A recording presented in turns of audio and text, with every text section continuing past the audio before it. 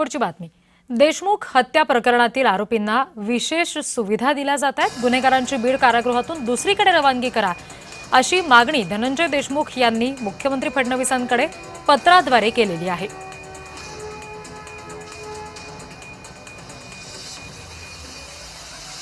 कशा प्रकारे तिथले झेलर बदलण्यात कसे येतात, तिथल्या कायद्यांसोबत कसे वाद येतात, आज आरोप करतात उद्या सगळं मिटलं म्हणून सांगण्यात येतं। ह्या सगळ्या गोष्टी ज्या आहेत मध्ये चाललेल्या आणि जेल प्रशासनामध्ये